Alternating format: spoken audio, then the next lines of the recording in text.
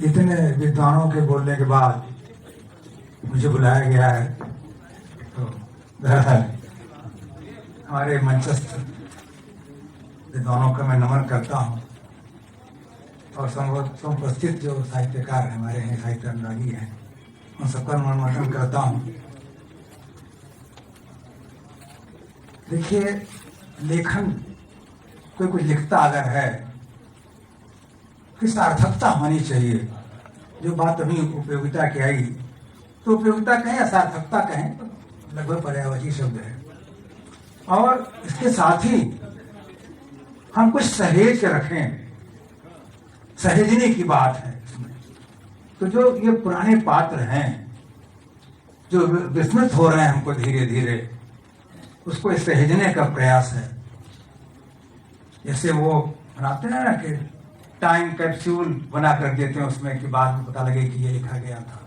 तो ये जो गैप हो रहा था पीढ़ी का, इन पात्रों से जो हमारे लिए बड़े प्रेरक पात्र हैं, तो प्रभु राम तो है ही सबके, लेकिन जो उनके साथ जुड़े थे, जो हमें प्रेरणा देते हैं, जो अनुकरणीय हैं, जो सामाजिक समरसता को स्थापित करते हैं, उन पात्रों को लेकर के जिन पर कम लिखा गया है, उसके लिए मटेरियल इकट्ठा करना।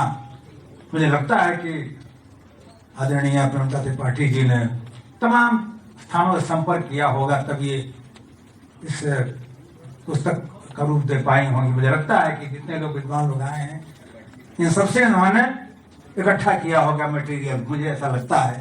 तो ताली बजनी चाहिए कृतिकार के लिए, इतने परिश्रम के लिए। तो देखिए, भाषा में बांध देना केवल रचना नहीं है, जो एकत्रित किया उन्होंने है। भाषा के तो समर्थ रचनाकार हैं, शब्दों की कमी आपको नहीं है। तो मैं बहुत बहुत बधाई देता हूँ आदरणीय प्रेमलता त्रिपाठी जी को इस ऐसी सुंदर कृति के लिए। बहुत बहुत आभार, बहुत बहुत धन्यवाद।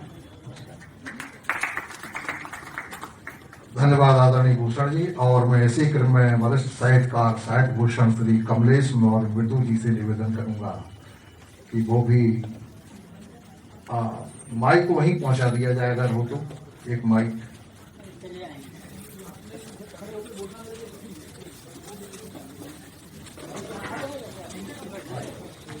आ रहा है।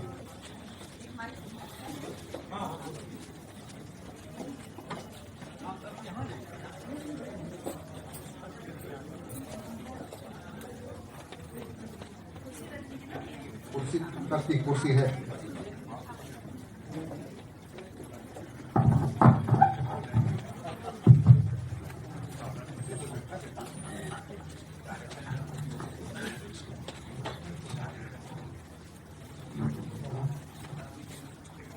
माँ शारदे का स्तवन करता हूँ, मंचस्थ मनीषियों को नमन करता हूँ और आप सब उपस्थित साहित्यानुरागियों का मैं हार्दिक अभिनंदन करता हूँ और बधाई देता हूँ आदरणीय प्रेमलता त्रिपाठी जी को, जिन्होंने जब जब अपनी लेखनी उठाई तो उसमें से भारतीय जीवन मूल्य और हमारी भारतीय संस्कृति ही निखर करके आई।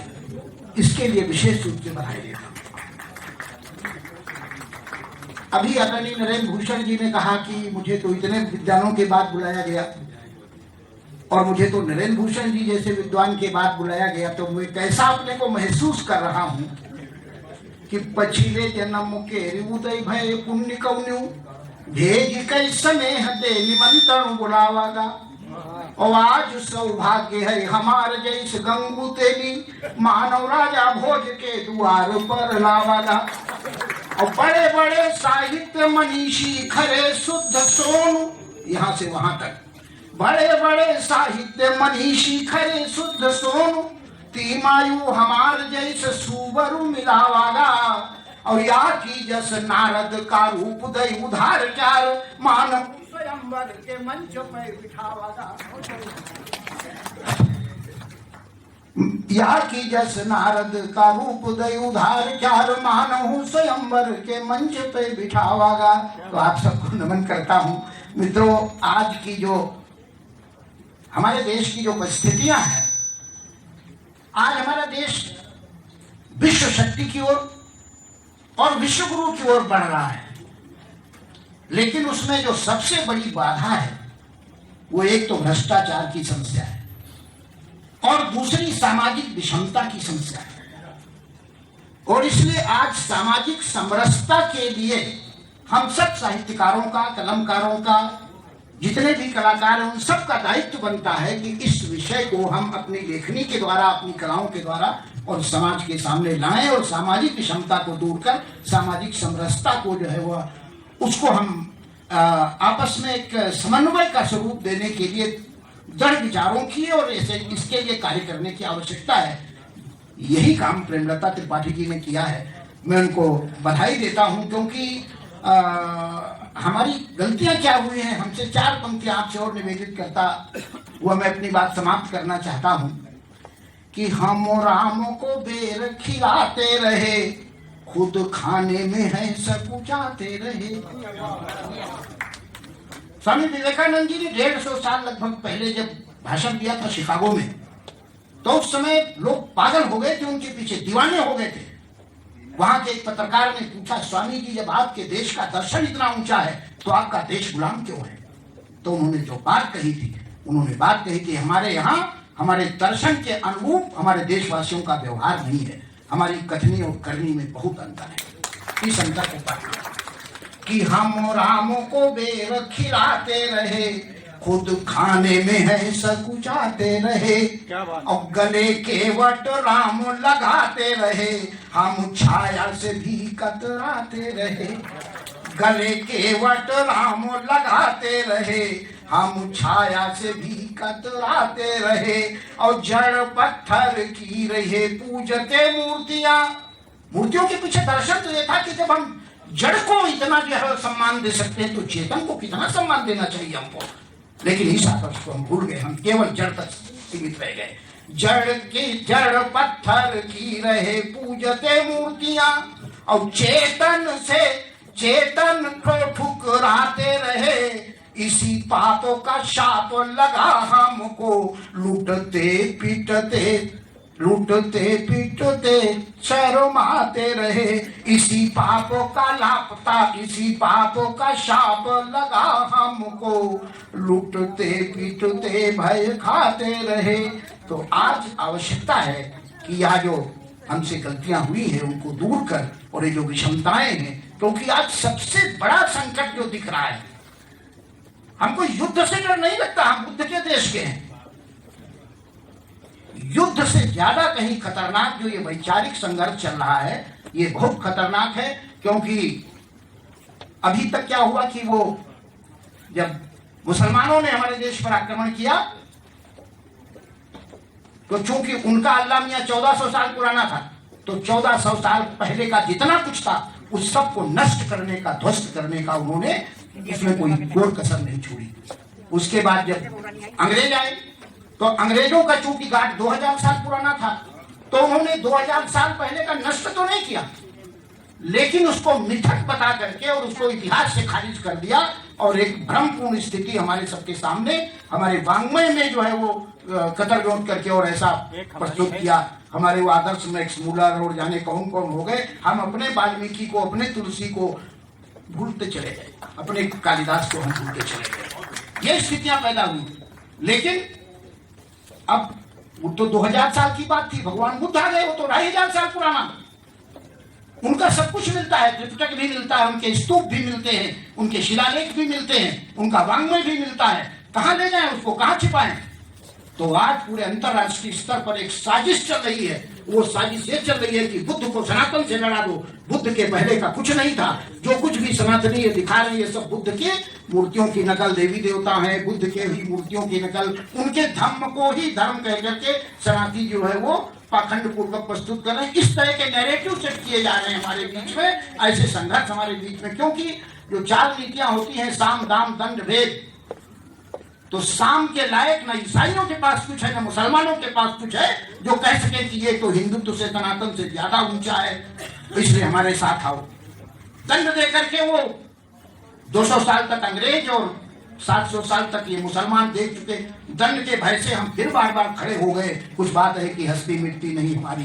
तो अब एक नया संघर्ष शुरू हो गया है, भेद और दाम, तो दाम तो काम कर रहे हैं पीएफआई की फंडिंग और वामपंथियों के दिमाग, और उनके माध्यम से इस देश में सामाजिक समरसता को विकृत स्वरूप, क्योंकि अब धीरे धीरे जो है वह जो विभिन्न आंदोलन चले इस देश में, उनके माध्यम से जब हम एक हो रहे थे, हमारी विषमताएं दूर हो रही थी, हमारी गलतफहमियां गलतियां दूर हो रही थी, और कोई दूसरे लोग नहीं, अपने ही लोग, ये हमारे सनातन की विशेषता है। जहां जहां कोई कमियां आई उनको कमियां दूर करने के लिए हमारे ही लोग खड़े हुए उसके विरुद्ध। तो ऐसा जहां सुधर रहा था एक सामाजिक वातावरण, वहां इस समय सबसे ज्यादा उनको चिंतन और चिंता इस बात की है कि कैसे जो है इसमें अराजकता उत्पन्न की जाए, कैसे भेदभाव को बढ़ावा दिया जाए, कैसे हमारी परंपराओं से और हमारी जो मान्यताएं हैं, हमारी जो आस्थाएं हैं, उनको विकृत किया जाए। लोगों ने होली मनाना बंद कर दिया, दिवाली मनाना बंद कर दिया, तीज त्योहार मनाना बंद कर दिया। ऐसे बहुत बड़ा वर्ग अपने यहाँ दिखाई देता है और उनकी वकालत करते लोग दिखाई देते हैं। सोशल मीडिया पर आप जाइए तो बहुत बड़ा वर्ग, तो इस प्रकार से जो ये वैचारिक युद्ध चल रहा है, उस वैचारिक संघर्ष में हमको एक योद्धा की भांति खड़ा होना है, और प्रेमलता जी जैसे ऐसे रचनाकारों को, जो ऐसे पात्रों को, हमारे पौराणिक पात्रों को ला करके और सम्मुख प्रस्तुत करना है, जो सामाजिक समरसता के लिए एक नींव का पत्थर बनेगी ये पुस्तक। इसी विश्वास के साथ मैं एक बार पुनः बधाई देता हूँ। बहुत बहुत धन्यवाद। धन्यवाद आदरणीय मृदु जी।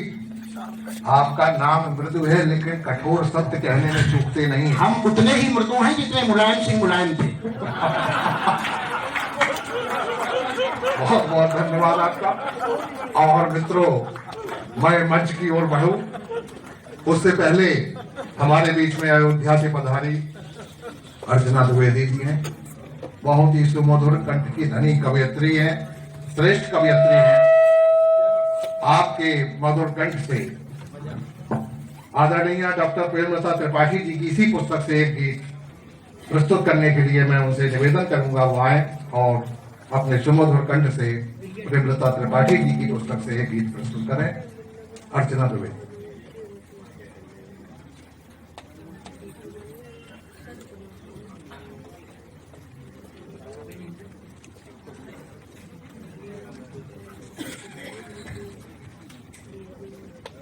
बहुत बहुत धन्यवाद। ये मेरे लिए परम सौभाग्य की बात है कि जिन्हें मैं अपना प्रेरणा स्रोत मानती हूँ, आज उन्हीं की पुस्तक की एक गीत आप सभी के बीच रखने का मुझे अवसर मिला है। तो मैं इस पुस्तक का एक गीत जो मुझे प्रिय है आप सभी के बीच रखती हूँ। आप सभी का आशीर्वाद चाहती हूँ, सुनिएगा। राम सखा प्रिय भरत मिलन से, राम सखा प्रिय भरत मिलन से, भावुक मन हर्षाए।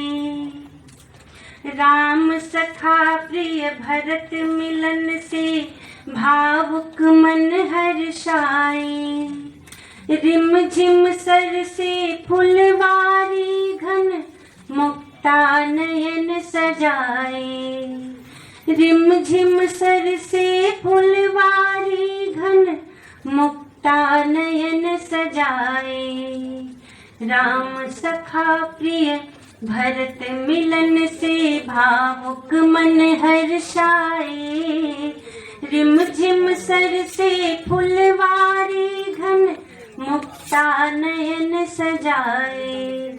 और बन देखिए कितना सुंदर लिखा है कि मित्र न तुम सम पूर्ण जगत में, मित्र न तुम सम पूर्ण जगत में, धन्य सखा तुम भाई। मित्र न तुम सम पूर्ण जगत में, धन्य सखा तुम भाई। युग युग तक यह ताम्र पत्र पर, गीत लिखे कविराई। युग युग तक यह ताम्र पत्र पर, गीत लिखे कविराई। भीग रहे उर बहे पनारे, भीग रहे उर बहे पनारे, अंबर सुमन लुटाए। भीग रहे उर बहे पनारे, अंबर सुमन लुटाए। रिम झिम गाए फुलवारी घन, मुक्ता नयन सजाए। रिम झिम गाए फुलवारी घन मुक्ता नयन सजाए। और इस गीत का दूसरा बंद सुनिए, कितना अच्छा शब्दों का संयोजन है, कितने उत्कृष्ट भाव है कि भ्रमर उड़े रस गागर छलके, भ्रमर उड़े रस गागर छलके, कजरी गाए गुनगुन, भ्रमर उड़े रस गागर छलके, कजरी गाए गुनगुन, जगत स्वामिनी सिया संगिनी, नाट्य मंच पर रुंझुन, सांझ हुई ज्यों चमके जुगनू, ढूंढे सुर में दानी, लाल हुई ज्यों आंखें दिश की, मिले नहीं अभिमानी, लाल हुई ज्यों आंखें दिश की, मिले नहीं अभिमानी, दादुर झींगुर मीत बने सब, दादुर झींगुर मीत बने सब, झंकृत ताल सुनाए, दादुर झींगुर मीत बने सब, झंकृत ताल सुनाए, रिम झिम गाए फुलवारी घन मुक्ता नयन सजाए, रिम झिम गाए फुलवारी घन मुक्ता नयन सजाए। और आखिरी बंद आप सभी के हृदय तक पहुंचे कि सतरंगी आभा से भूतल, सतरंगी आभा से भूतल, देख हुई छवि श्यामल, रात आषाढ़ी पूनम ढल के, विरहन के बन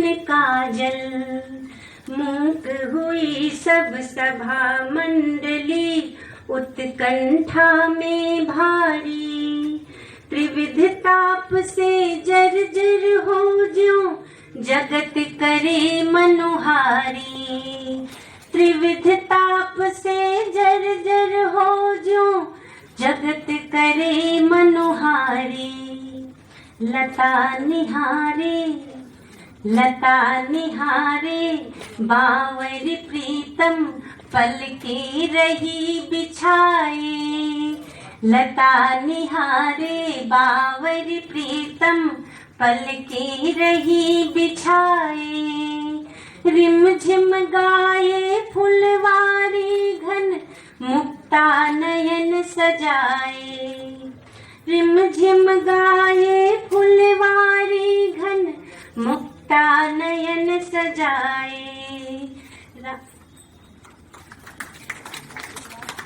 मेरा तो यही आने का यही उद्देश्य था कि आप सभी श्रेष्ठ साहित्यकारों के बीच में बैठूं, कुछ सुनूं, कुछ आप लोगों से सीखूं। बाकी मैं तो एक बहुत नन्ही सी कलम हूँ अभी, आप सभी के बीच बैठना पढ़ना यही मेरे लिए बहुत बड़ी उपलब्धि है कि राम सखा प्रिय भरत मिलन से भावुक मन हर्षाए, राम सखा प्रिय भरत मिलन से भावुक मन हर्षाए, रिम झिम सर से फुलवारी घन मुक्ता नयन सजाए, रिम झिम सर से फुलवारी घन मुक्ता नयन सजाए, मुक्ता नयन सजाए।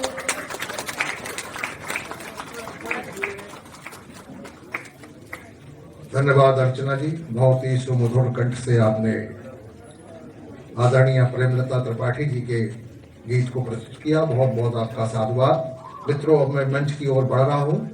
बीच में केवल एक सम्मान छूट गया था। मैं आदरणीय मृत्युंजय कुमार गुप्त जी को सादर आहूत करता हूँ आए, और अमरनाथ त्रिपाठी जी आपका सम्मान करेंगे। गुप्त जी।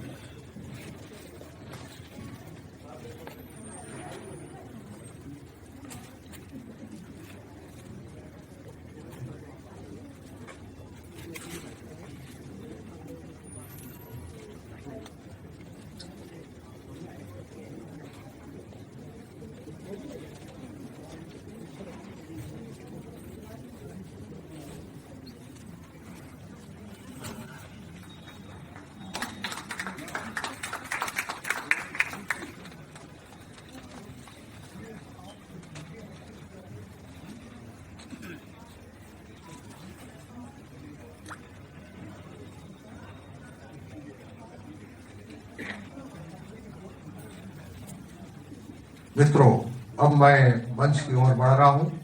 हमारे बीच में बहुत ही श्रेष्ठ कवियत्री, रचनाकार, साहित्यकार, इस हिंदी संस्थान की प्रबंध संपादक या यदि हिंदी संस्थान को प्रबंध करने वाली आदरणीय डॉक्टर अमिता दुबे जी उपस्थित हैं। मैं उनसे निवेदन करता हूं आए और अपना उद्बोधन देते हुए आदरणीय प्रेमलता त्रिपाठी जी के संदर्भ में भी कुछ कहें। आदरणीय दुबे जी। बहुत बहुत धन्यवाद आदरणीय श्री मंगल जी। परम सम्माननीय मंच और इस सभागार में उपस्थित सभी विद्वजनों को मेरा प्रणाम। सर्वप्रथम तो मैं डॉक्टर प्रेमलता त्रिपाठी जी को अनंत शुभकामनाएं देना चाहती हूँ कि उनकी लेखनी से निसृत जो भी पुष्प हैं वो पुष्प अपनी सुगंधी बिखेरते हैं और उस सुगंधी से हमारा मन आह्लादित होता है। उनको बहुत बहुत शुभकामनाएं। मेरा सौभाग्य है कि उनकी लगभग सभी कृतियों के लोकार्पण में मुझे रहने का अवसर मिला। श्रुति कीर्ति वाले लोकार्पण में संभवतः मैं लखनऊ में नहीं थी और इस कारण मेरी उपस्थिति नहीं रह पाई। वास्तव में श्रुति कीर्ति और शत्रुघ्न का जो संबंध था, उस संबंध को आपने अपने खंडकाव्य में और मैंने अपने उपन्यास में अलग दृष्टिकोण से देखने का प्रयास किया। और तभी मैंने जाना भी कि जब हम किसी प्रचलित कथा में से पात्रों का चयन करते हैं तो बहुत सारे खतरों का भी सामना करते हैं। अगर मैं कहूँ तो मुक्तिबोध के शब्दों में हमें अभिव्यक्ति के खतरे उठाने पड़ते हैं, क्योंकि एक बंधी बंधाई सबकी सुनी सुनाई कथा में अगर कुछ नवीनता लानी है तो लेखक की कल्पनाशीलता, लेखक का अध्ययन और उससे भी आगे उसकी संवेदना पात्रों के गठन में महत्वपूर्ण होती है। जब मैं शत्रुघ्न उपन्यास पर काम कर रही थी, अध्ययन तो चलता रहता है और मेरा सौभाग्य है कि मेरी रुचि, मेरा संस्कार मेरे कर्म के रूप में आगे बढ़ा है। ऐसे सौभाग्यशाली कम लोग होते हैं। जो डॉक्टर बनना चाहता है वो इंजीनियर बना बैठा होता है। जो इंजीनियर होता है वो सोचता है कि मैं आईएएस अधिकारी होता तो बहुत अच्छा था, और जो शिक्षक होता है वो सोचता है कि मैं कुछ और होता तो शायद कुछ और होता। लेकिन माँ सरस्वती की अनुकंपा से जिस कलम को मैंने 18 वर्ष की अवस्था में एक संपादक के रूप में मेरे पिता ने वो कलम मुझे पकड़ाई, वो कलम आज तक संपादक के रूप में मेरे हाथ में है। ये सौभाग्य गुरुजनों के आशीर्वाद से भी मिलता है कि इतने बड़े बड़े विद्वानों के बीच आप सबका आदर और सम्मान प्राप्त होता है। आदरणीय प्रेमलता त्रिपाठी जी मुझसे व्यय में, ज्ञान में, हर दृष्टिकोण से मेरी अग्रजा हैं, परंतु वे हमेशा दीदी करके बात करती हैं। ये आपके स्वभाव में है। आपकी शिष्याएं आपको दीदी कहती होंगी और आप अपने बड़ों को हमेशा दीदी कहते बात करती हैं। और दीदी में भी जो स्नेह है वो स्नेह का संबंध हमें अपने पूर्व ग्रंथों से प्राप्त होता है। जब हम राम सीता की बात करते हैं तो हम एक आदर्श पति पत्नी के रूप में दिखाई देते हैं। जब हम कृष्ण में स्नेह लगाते हैं तो हमें वात्सल्य भाव सूर्य की भांति हमारे अंदर उतरता जाता है। सबसे बड़ी जो चुनौती होती है वो एक बहुश्रुत कथा से एक ऐसे पात्र के संबंध को उठाना और फिर उसके पूरे जीवन को रेखांकित करना।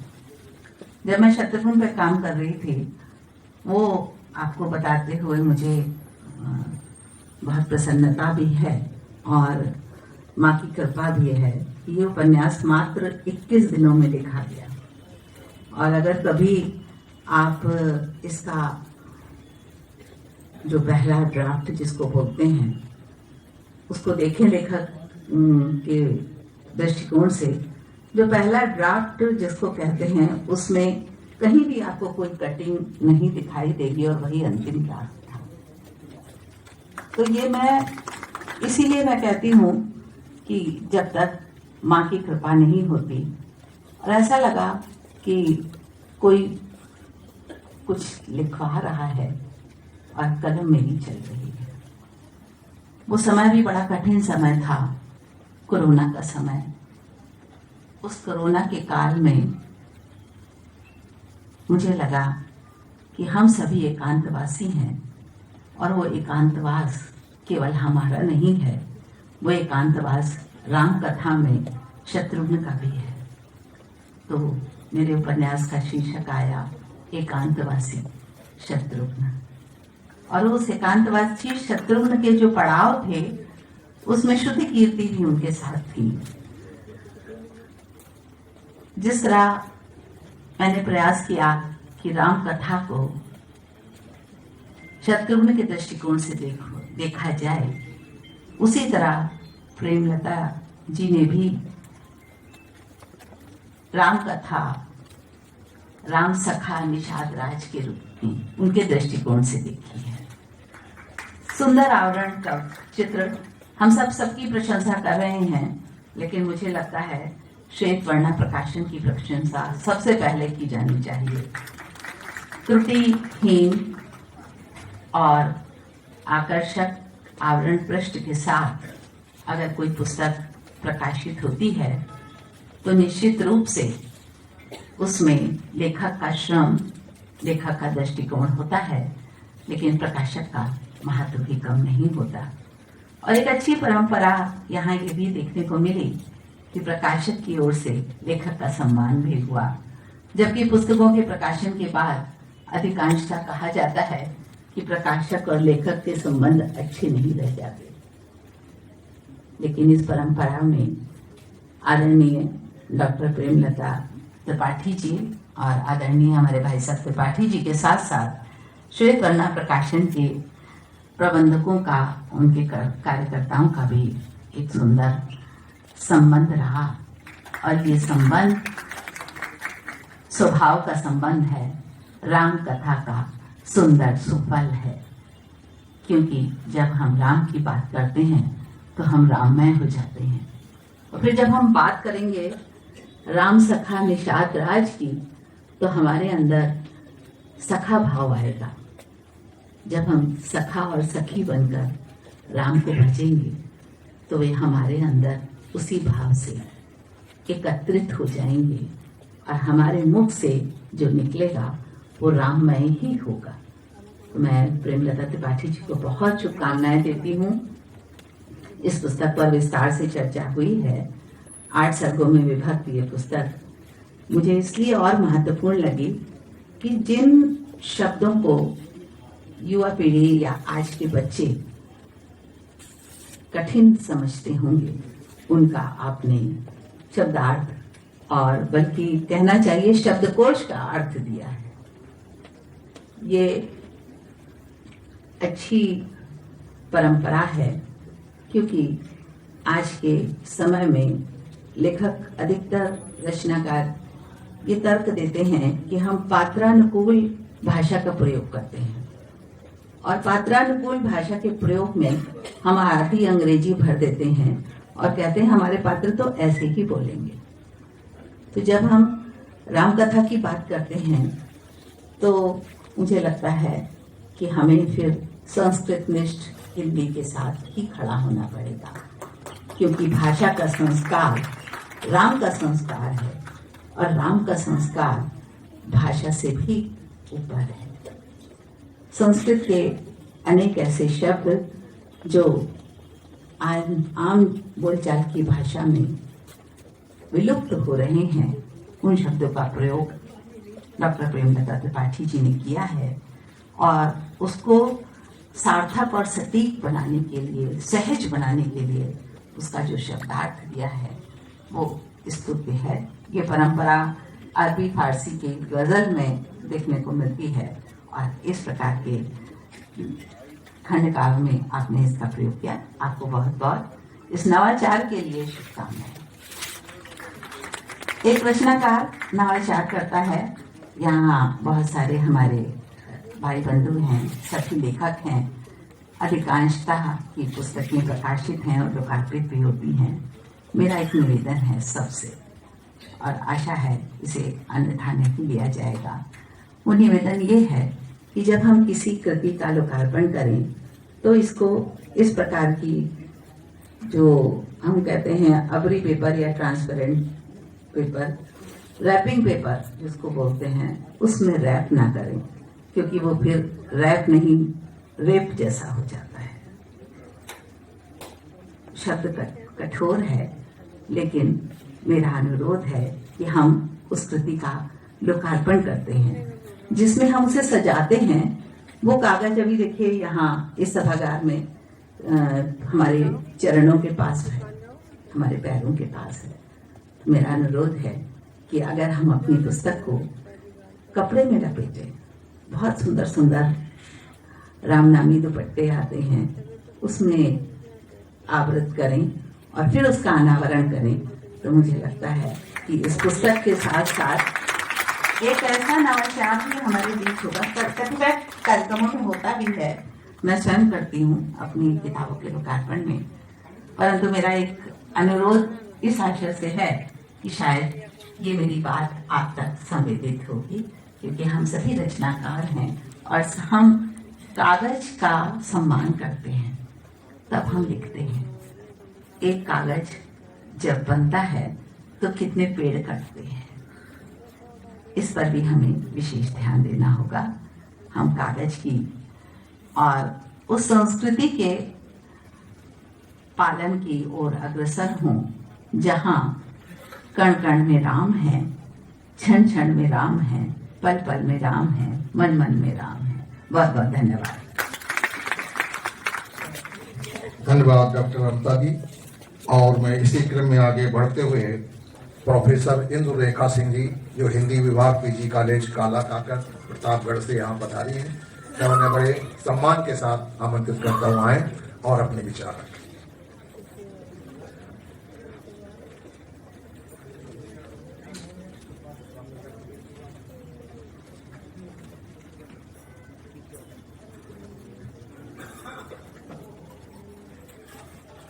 मैं मंच पे उपस्थित सबके नाम तो मुझे संबोधन नहीं याद होंगे, क्षमा करिएगा जिनका नाम न ले सकूँ मैं। अपनी श्रद्धेय गुरु प्रोफेसर विद्युत में इस कृति की रचयिता श्रद्धेय बहन प्रेमलता जी, मंच संचालन कर रहे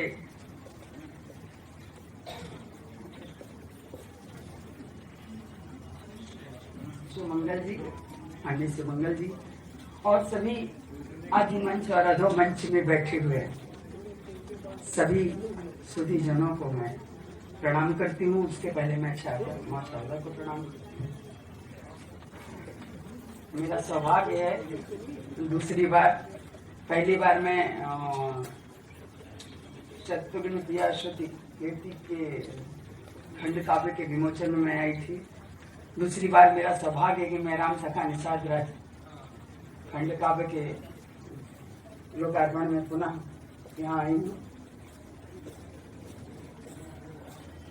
देखिए, काव्य आत्मा का सौंदर्य होता है, आत्मा का सौंदर्य काव्य है, इसीलिए मनुष्य होना भाग्य और कवि होना सौभाग्य। तो इस दृष्टि से तो हमारी कवित्री जी बहुत सौभाग्यशाली हैं, हम लोगों से भी ज्यादा। क्योंकि हम उनको पढ़ते हैं, उनकी कृतियों से बहुत कुछ सीखते हैं। एक पाश्चात्य विचारक गेटे ने कहा था, कवि भी हैं, विचारक भी हैं, कि इतिहास का निचोड़ मधु होता है। और अगर हम उसे चेतना के धरातल पर कहें तो हम कह सकते हैं कि मृतक कैसे। गेटे का यह कथन हर दृश्य से हमारे महाकाव्यों में, रामायण में, महाभारत में और श्रीमद् भागवत में पूरी तरह समीचीन प्रतीत होता है, क्योंकि रामायण हमारे इतिहास के भीतर निहित आस्तिक तत्व या सनातन शाश्वत के स्वर को स्वर प्रदान करता है। राम कथा भारतीय संस्कृति की जीवंत व्याख्या है। इसीलिए अगर भारत और भारतीयता को समझना हो तो राम कथा को समझना परम आवश्यक है। कम से कम आदि कवि वाल्मीकि कृत रामायण और तुलसी कृत रामचरितमानस का अध्ययन और अनुशीलन तो मुझे लगता है कि हर भारतीय को होना चाहिए, क्योंकि इसके बगैर हम भारतीय संस्कृति को समझ ही नहीं सकते हैं। भारतीय संस्कृति समझने के लिए इनका ज्ञान होना परम आवश्यक है। जहां तक राम कथा के, प्रभु राम के व्यक्तित्व के आभा मंडल में आने वाले श्रेष्ठ और अविस्मरणीय पात्र हैं, चरित्र हैं, उनमें निषाद राज अग्रगण्य हैं। वे नायकत्व कोटि के चरित्र हैं, वे आदर्श मैत्री की पराकाष्ठा हैं। निषाद राज का जीवन श्री राम के प्रति अनन्य मित्रता और भक्ति भाव से अनुप्राणित है। गुरुकुल के विद्यार्थी जीवन से छोटी सी मुलाकात, विद्यार्थी जीवन से आरंभ यह निश्चल मैत्री भाव निरंतर गतिमान होता हुआ राम वनवास काल में उसका व्यापक स्वरूप उभरकर हमारे सामने दिखाई देता है। यह सामाजिक सौहार्द का अनुपम दृष्टांत है। यही नहीं, पूरा का पूरा चित्रकूट प्रसंग अगर हम देखें तो निषाद राजगुरु और राम के आदर्श और मर्यादा में व्यक्तित्व के माध्यम से अयोध्या और श्रृंगवेरपुर के बीच सघन और मधुर रिश्तों का पारस्परिक समन्वय है। सुखद तो यह है कि न केवल निषाद राज भगवान राम के सखा हैं, प्रभु राम के सखा हैं, बल्कि उनके पिता संगम भी महाराज दशरथ के बहुत अच्छे मित्र हैं। और यह संबंध, यह ने नाता दो पीढ़ियों का चलता आ रहा है। एक पीढ़ी से नहीं, दो पीढ़ी से चल रहा है। वे एक दूसरे के संबल हैं। यह संबंध, दोनों का संबंध जाति पात की वर्जनाओं से पूरी तरह से ऊपर है। कहीं जाति नहीं आती, सखा भाव में कहीं भी जाति नहीं आती, क्योंकि जाति अगर आएगी तो सखा भाव स्थापित हो ही नहीं सकता। इसलिए यह संबंध जाति की सीमाओं से परे है, वर्जनाओं से, सामाजिक वर्जनाओं से परे है। वाल्मीकि रामायण और रामचरितमानस में राम और गुरु की मैत्री कथा के मर्मोद्घाटन में दोनों ही महाकवियों ने अपने सामाजिक धर्म और मानवता का अनुपालन किया है। हमें अभी किसी बोल रहे थे विद्वान, उन्होंने कहा था कि राम कथा में 3 बार प्रसंग आता है निषाद राज का। पहली बार राम वन गमन के समय आता है, दूसरी बार भरत जी जब मिलने के लिए जाते हैं राम से तब आता है, और तीसरी बार राम के राज्याभिषेक के समय आता है। 3 बार निषाद राजगुरु का प्रसंग मानस में आया है। वनवास के लिए अयोध्या से निकले राम, सीता का लक्ष्मण, तीनों का प्रथम पड़ाव सिंह ऋषि आश्रम से शुरू होता है। यह चित्रकूट का क्षेत्र है और जो जहां के राजा अधिपति निषाद राज है। एक बात ध्यान देने योग्य है कि हमारे भारत में वर्ण व्यवस्था के अनुसार सबने राज्य किया है। ऐसा नहीं है कि कोई राजा नहीं हुआ। हर जाति के लोग, आप पूरा इतिहास देखिए, नंद वंश है, मौर्य वंश है, गुप्त वंश है, यहाँ आप देखिए तो होलकर है, सिंधिया है, और लखनऊ की धरती पे तो महाराजा बिजली पासी अभिलाष साम्राज्य रहा है, यहाँ सुहेल देव का भी साम्राज्य रहा है। तो इसमें इतनी सामाजिक समरसता थी, पता नहीं कैसे कटता आ गई, मुझे समझ में नहीं आता कि लोगों ने साम्राज्य स्थापित किया और बड़ी समरसता के साथ एक दूसरे का साथ भी दिया। लेकिन और यह क्षेत्र जो चित्रकूट का क्षेत्र है, जो निषाद राज की सत्ता का क्षेत्र है, वो पूरी तरह से अयोध्या के लिए समर्पित। चित्रकूट का पूरा प्रसंग आध्यात्मिक उन्नयन का उदात्त आख्यान है। राम से निषाद राज की भेंट, केवट का राम को गंगा पार कराना और उनका चरण प्रक्षालन, वहां का प्राकृतिक सौंदर्य, मानवेतर प्राणियों का रहवास, भरत का माताओं भाइयों तथा अयोध्या की प्रजा के साथ चित्रकूट में राम को मनाना और राम को फिर उन्हें समझा बुझा कर अयोध्या वापस भेजना, ये सारा का सारा प्रसंग या घटनाएं बहुत ही मार्मिक और रोचक ढंग से प्रस्तुत की गई है मानस। निषाद राज ने जब अपना परिचय माताओं को दिया तो माताओं को ऐसा लगा, अयोध्या की प्रजा और माताओं को ऐसा लगा कि निषाद राज नहीं बल्कि लक्ष्मण स्वयं, और उन्होंने कहा कि जान लखन सम दे यसीसा, जियो सुखी से लाख बरीसा, निरख निषाद नगर नर नारी, भय सुखी जन लखन निहार। प्रभु श्री राम भी अपने राज्याभिषेक के पश्चात निषाद राज को विदा करते हुए यही कहते हैं, तुम मम सखा भरत सम्भ्राता, सदा रघुकुल आवर्जन। इस तरह अगर हम देखें तो निषाद राज कोई में और राम के परिवार में कोई दूरी नहीं है, बल्कि निषाद राज एक तरह से राम के परिवार के ही सदस्य हैं और उन्हें राज परिवार में भरत और लक्ष्मण जैसा स्थान भी प्राप्त। हमारी कवित्री ने बहुत सुंदर ढंग से राम सखा निषाद राज पे अपने खंड काव्य की रचना की है। वो बहुत ही जागरूक, बहुत ही संवेदनशील और बहुत ही समर्थ रचनाकार है। वो राम कथा की मर्मज्ञ हैं, राम साहित्य की मर्मज्ञ हैं। अब तक उनके अनेक संग्रह, कविता संग्रह, खंड काव्य सारे प्रकाशित हो चुके हैं और जो भी राम कथा के उपेक्षित स्त्री पुरुष जो भी पात्र हैं उनको उन्होंने अपना पूरा दृष्टिपात किया है। मुझे याद आता है एक प्रसंग की महावीर प्रसाद द्विवेदी जी ने, आचार्य महावीर प्रसाद द्विवेदी जी ने अपना एक निबंध लिखा था, काव्य उपेक्षिता, काव्य के उपेक्षित पात्र, और जिसमें काव्य के उपेक्षित पात्रों का उन्होंने वर्णन किया था। उससे प्रभावित होकर मैथिली शरण गुप्त जी ने अपना काव्य महाकाव्य साकेत लिखा, जिसमें उन्होंने उर्मिला को केंद्र बिंदु बनाया। मुझे लगता है कि हमारी विदुषी प्रेमलता जी ने आज वही बीड़ा उठाया है, उसी चुनौती को स्वीकार किया है कि उन्होंने जितने भी उपेक्षित पात्र हैं सब पर अपना दृष्टि डाली है और सबको नायकत्व प्रदान किया है।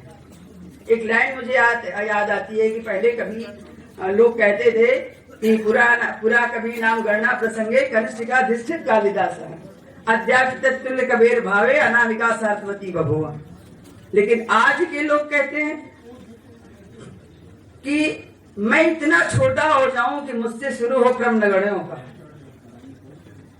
एक तरह से जो उपेक्षित पात्र हैं रामचरितमानस के, उन पर उनको अपना काव्य का विषय वस्तु बनाया है और विषय वस्तु नहीं बनाया बल्कि उन्हें नायकत्व प्रदान किया है।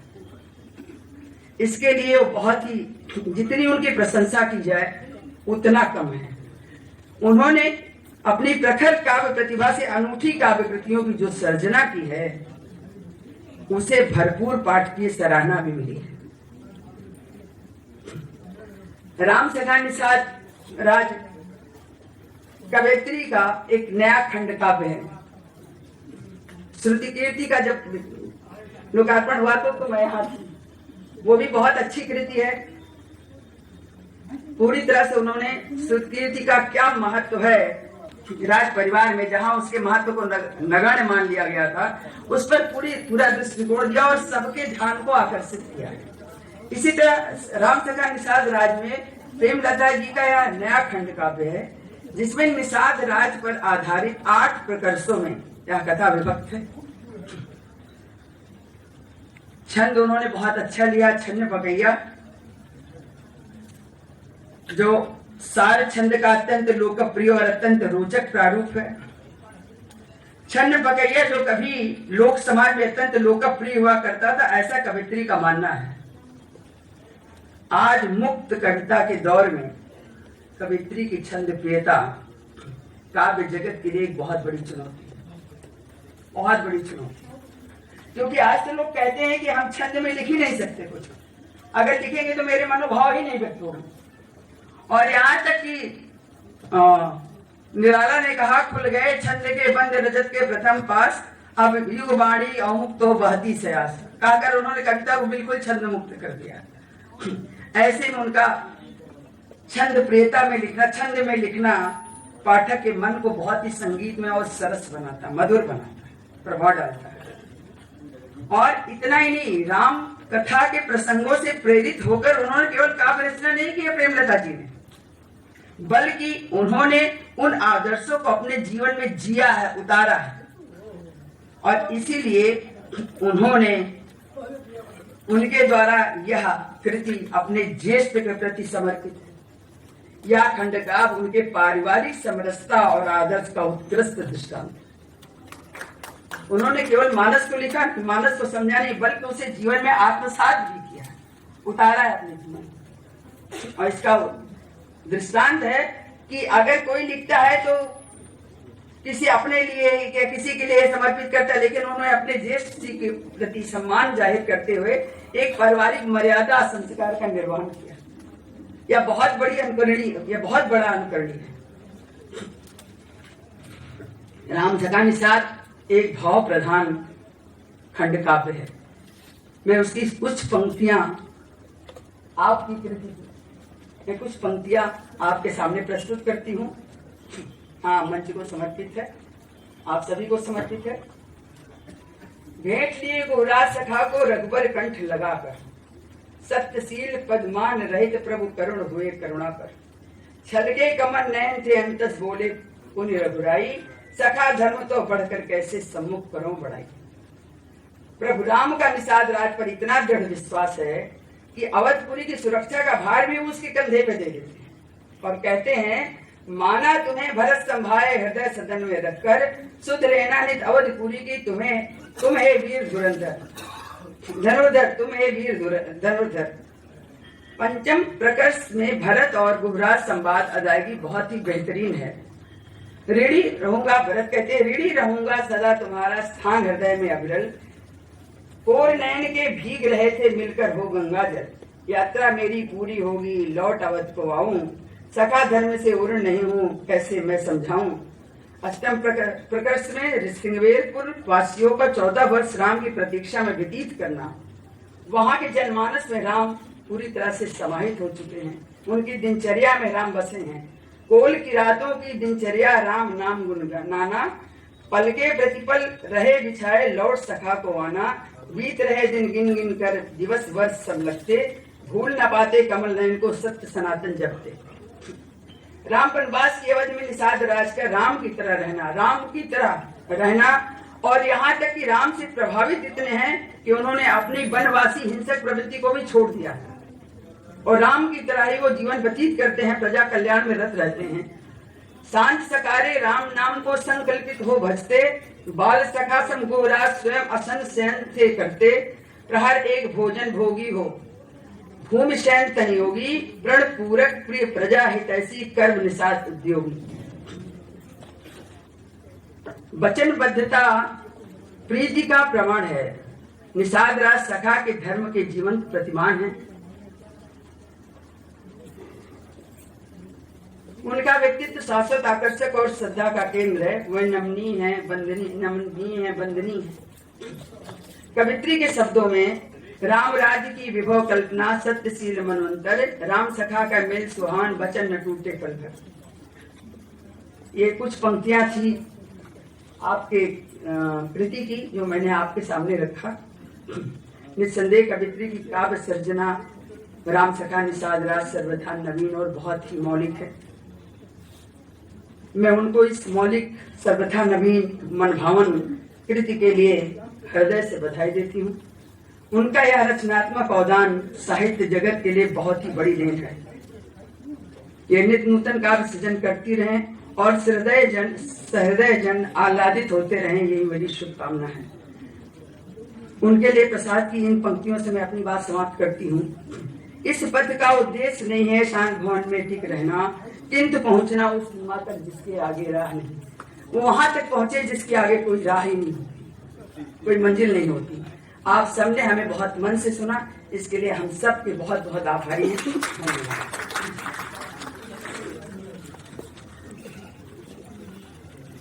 धन्यवाद आदरणीय प्रोफेसर इंदुरेखा सिंह जी, बहुत ही सारगर्भित उद्बोधन आपका, आपको बहुत बहुत साधुवाद। मित्रों, सभा कक्ष से थोड़ा संख्या कम हो रही है, तो अब हम लोगों का ही दायित्व है कि हम समय का प्रबंधन सही ढंग से कर लें, और अब हम घर के बड़े लोगों को ही थोड़ा समय का प्रबंधन करना पड़ेगा। इसके लिए मैं क्षमा चाहता हूं, और मैं आदरणीय वरिष्ठ साहित्यकार जो देहरादून से हमारे बीच में पधारे हैं, आदरणीय श्री शिवमोहन सिंह जी को मैं सदा आहूत करता हूं, आए और अपने विचार रखें।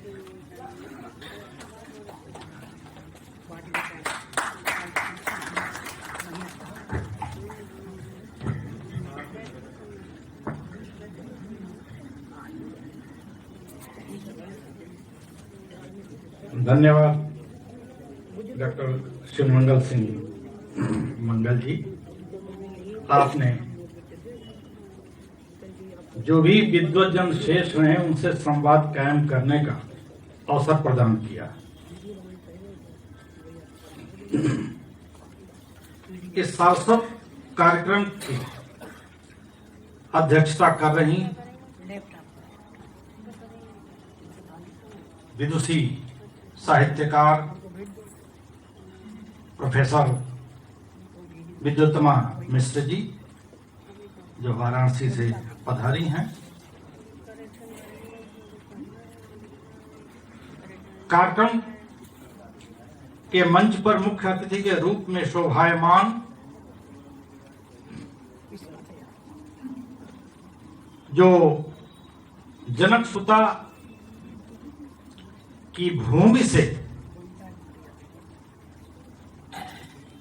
आकर देवभूमि उत्तराखंड में साहित्य सृजन कर रहे हैं, देश में संस्कृत और हिंदी के मूर्धन्य विद्वान के रूप में ख्याति प्राप्त कर रहे प्रोफेसर राम विनय सिंह जी,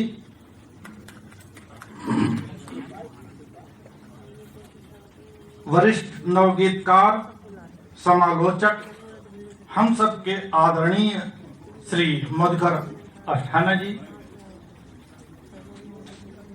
वरिष्ठ साहित्यकार डॉक्टर दिनेश चंद्र अवस्थी जी,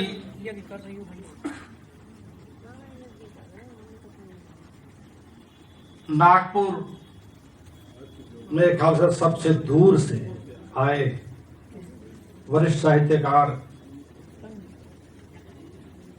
आदरणीय सहस्र बुद्धे जी,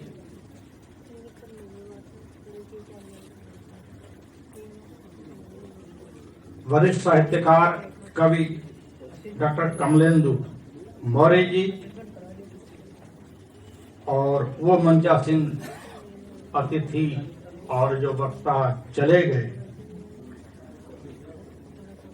उनको भी अनाम विद्वान के रूप में, तथा इस निराला सभागार में सामने बैठे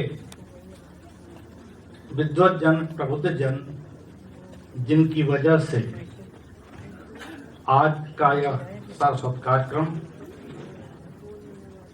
आपकी गरिमामयी उपस्थिति से आज का यह कार्यक्रम अपने उत्कृष्टता को प्राप्त कर रहा है।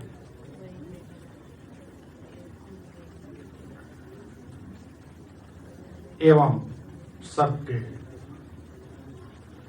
बाद जिसका नाम सबसे पहले आना चाहिए था, आज के इस कार्यक्रम की नायिका कह लीजिए,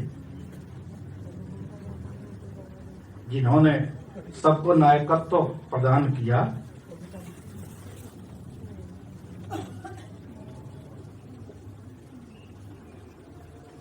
डॉक्टर प्रेमलता त्रिपाठी जी,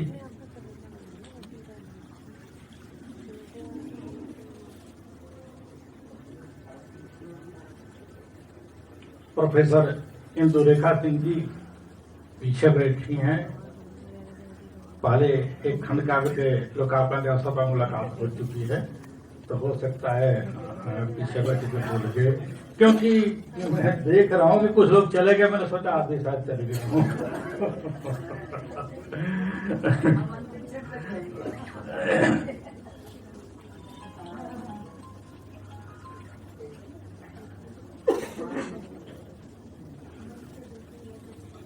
आज बहुत सारी बातें हुई हमारे हमसे पहले विद्वजन मंचासीन भी हैं और मंच के सामने भी हैं। मंच तो एक व्यवस्था है, एक से विद्वानों ने अपने सर्वगर्भित वक्तव्य के द्वारा डॉक्टर प्रेमलता त्रिपाठी जी के सृजन पर अपना आशीर्वचन से अभिषिंचित किया। डॉक्टर प्रेमलता त्रिपाठी जी को और हम सब ने श्रवण किया, आह्लादित हुए। बहुत सारी बातें कह दी गई हैं।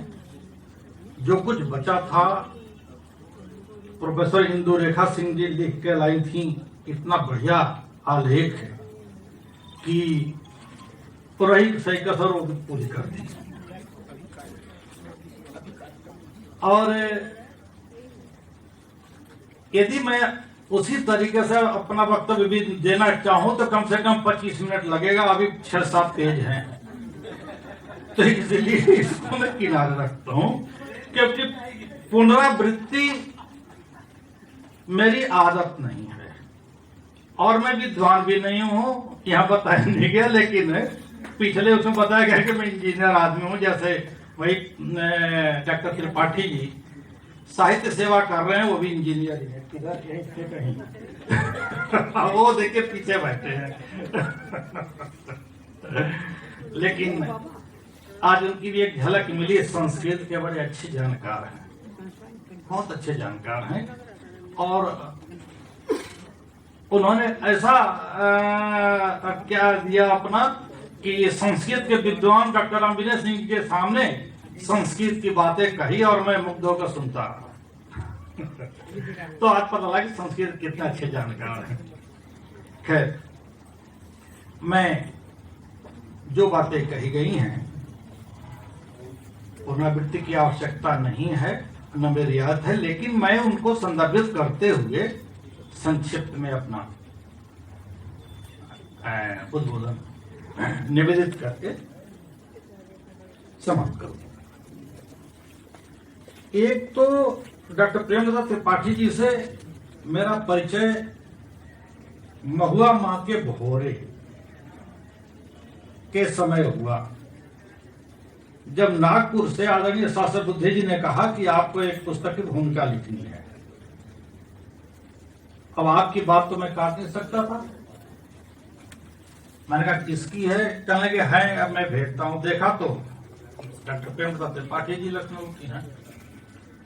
जब मैं पढ़ने लगा तो मैं मुग्ध हो गया। मैंने कहा कि भाई ये किसकी किताब दे दी, ये तो एग्जामिनी बेटर देन एग्जामिनर है। कल नहीं, उन्होंने चाहा कि श्री मोहन जी कुछ लिखें, लेकिन मैं इतना मुग्ध हुआ उस पुस्तक को पढ़ करके कि मैं फोन मिलाया और मैंने कहा आप अपनी और किताबें दीजिए, वो पढ़ो।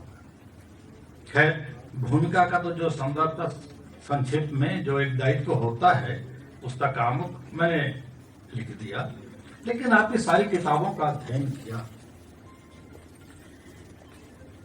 जो बात आई वो इनकी क्रमशः सभी रचनाओं में एक के बाद एक तरह से नवाचार, नवीनता आती गई, विद्वता की झलक मिलती गई एक के बाद एक, यानी हमारा साहित्य समृद्ध होता गया है। तो कहा जाता है कि साहित्य समाज के लिए है और आप समाज के लिए लिखती हैं, ये सबने ये बात कही है। और बीच में अपनी बात संक्षिप्त करते हुए मैं मूल बात पर आता हूं कि जिस राम काव्य परंपरा की नींव आदि कवि वाल्मीकि जी ने डाली थी, प्रारंभ किया था,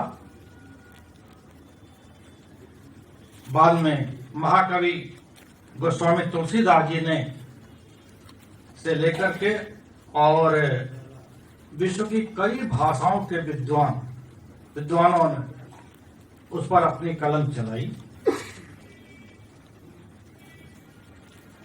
आपने, हम सब ने काफी को पढ़ा और पढ़ते पढ़ते जब हम आते हैं, आप लोगों की कुछ पुस्तकें हमने पढ़ी,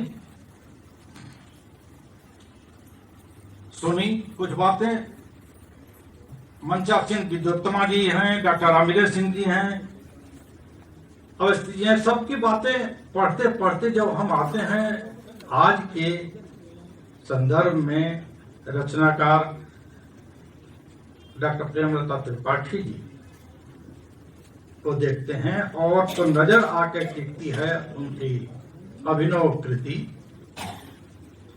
राम सखा निषाद आज पर।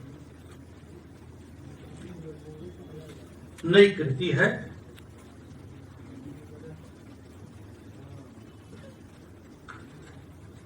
इस कृति के विषय में बहुत सारी बातें तो भूमिकाओं में लिख दी गई हैं, एक से विद्वानों ने सबने लिखा है और आप सबके बीच से मंजासीन विद्वानों ने बात कही। मैं समझता हूं कि शेष जो विद्वान बैठे हैं हमारे आदरणीय, वो भी कहेंगे, जो आज हम उसको पढ़ें, रखें, देखें, समझें। आखिर इनका महत्व कहां पर रेखांकित होता है? सबसे इससे पहले मैं एक बात कहना चाहूंगा कि जब पुस्तक कोई आती है तो प्रसन्नता होनी चाहिए।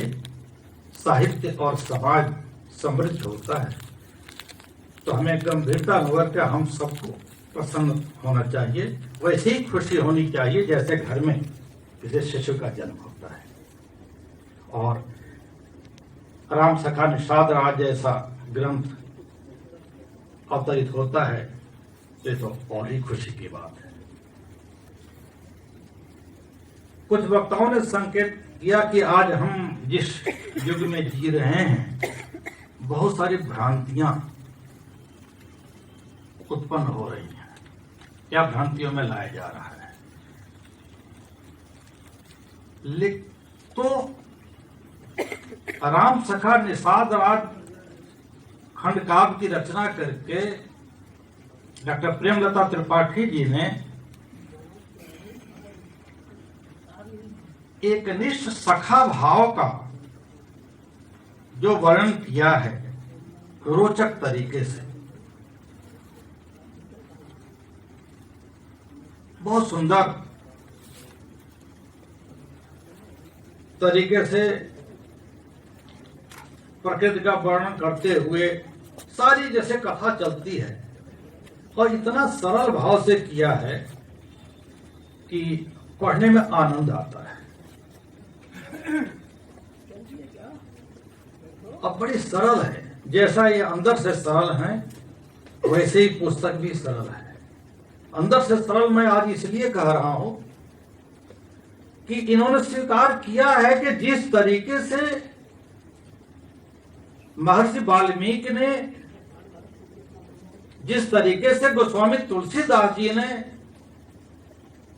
राम सखा का वर्णन किया है, वैसा वर्णन तो कोई नहीं कर सकता। बहुत सरल भाव से स्वीकार किया है। लेकिन हम ये भी स्वीकार करते हैं, आप भी स्वीकार करेंगे कि जो डॉक्टर प्रेमचंद्र त्रिपाठी जी ने जिस सरल भाव से एक निस्सखा भाव का वर्णन किया है, आज इस युग में उसको लेकर अवतरित हुई हैं, उसकी बहुत ही अत्यधिक आवश्यकता थी।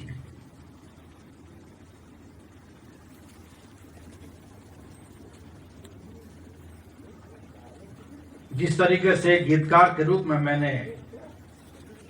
मेरा इनसे परिचय हुआ था, आपका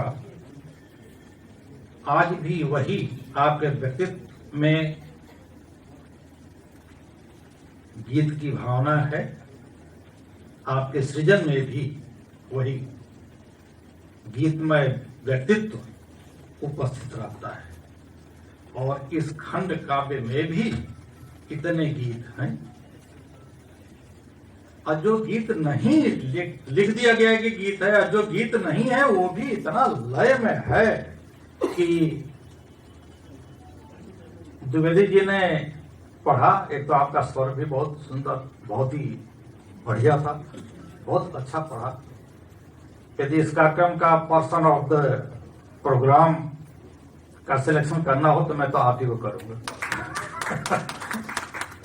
बहुत आपने बहुत ही न्याय किया इस पुस्तक के साथ न्याय किया आपने।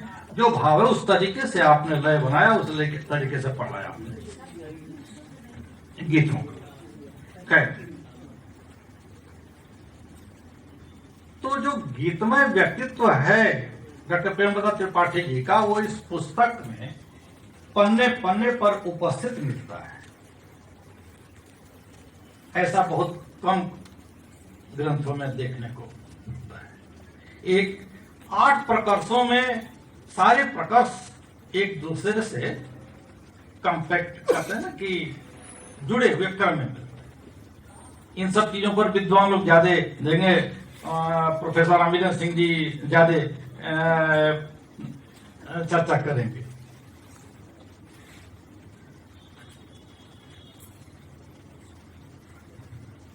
तो एक बात तो ये कि जो इस भाव से जो लेकर के अवतरित हुई ये खंड काव्य, ये महत्वपूर्ण है, आपके महत्व को रेखांकित करती है ये बात।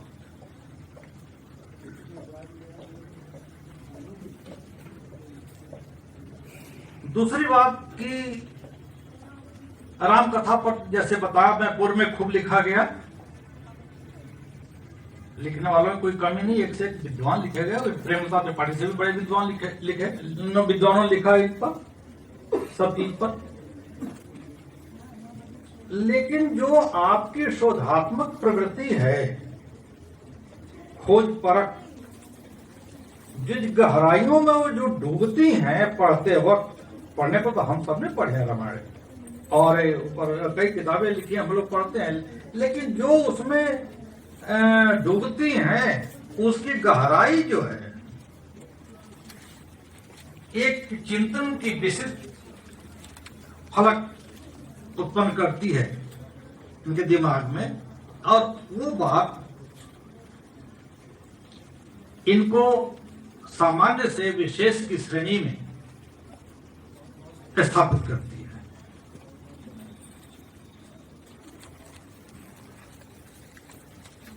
मुझे ध्यान दिलाया गया है और मैंने कहा कि यदि मैं इन पर जाता हूं तो वाकई में बहुत देर लगेगी।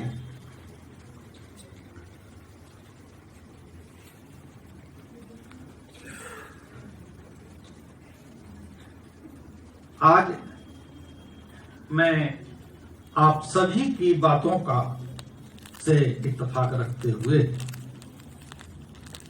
मैं भी ये कहना चाहता हूं कि आपकी अपने ग्रंथ राम सखा निषाद राज खंडकाव्य बहुत ही सुंदर बना है और बड़ी सरलता के साथ हम सब पढ़ते हैं, पढ़ेंगे और संग्रहणीय भी है। जिस तरह से और ग्रंथ हम रखते हैं अपने घर में, इसको रखेंगे तो जब भी जरूरत होगी पन्ना पलट के हम पढ़ते रहेंगे, देखते रहेंगे और आनंद लेते रहेंगे, भाव को समझते रहेंगे। हमारे जीवन में यह ग्रंथ मार्गदर्शन का भी काम करता रहेगा। जब भी हम भ्रमित होंगे, स्पष्ट रूप से आप समझ रहे होंगे इस बात को, मैं संकेत दे रहा हूं, जब भी आप भ्रमित होंगे, जब भी हम भ्रमित होंगे, इस ग्रंथ को पढ़ेंगे तो हमें रास्ता मिलेगा। मैं इन्हीं शब्दों के साथ डॉक्टर प्रेमचंद त्रिपाठी जी को हार्दिक बधाई, शुभकामनाएं निवेदित कर रहा हूं। धन्यवाद। प्रोफेसर राम विनय सिंह जी, विशिष्ट अतिथि गीत ऋषि परम आदरणीय श्री मधुकर अस्थाना जी, विशिष्ट अतिथि हमारी विदुषी बहन डॉक्टर अमिता दुबे जी, जो शायद देर हो गई थी चली गई, आदरणीय डॉक्टर प्रोफेसर इंदुरेखा सिंह जी, और देहरादून से पधारे विद्वान आदरणीय श्री शिव मोहन सिंह जी, उपस्थित भाइयों बहनों, आज डॉक्टर प्रेमलता त्रिपाठी जी के खंडकाव्य राम सखा निषाद राज का लोकार्पण हुआ है। इसके लिए हम उन्हें हार्दिक बधाई देते हैं। डॉक्टर प्रेमलता जी अत्यंत विनम्र स्वभाव की हैं और उन्होंने अपने स्वभाव के अनुरूप ही अपने खंड काव्य का पात्र चुना है। निषाद राज में तो बहुत ही दैवीय गुण थे, उनका एक बहुत बड़ा गुण विनम्र स्वभाव भी था। इस पुस्तक में हमें एक और समानता जो दिखाई दी कि हमारी डॉक्टर प्रेमलता त्रिपाठी जी और इंजीनियर अमरनाथ त्रिपाठी जी दोनों का श्वेत वर्ण है और उन्होंने संपादक जो चुना है श्वेत वर्णा प्रकाशन। भाई पुस्तक में जितना हमने पढ़ा है वो बता दिया है, इसके अलावा तो कुछ पढ़ा नहीं है।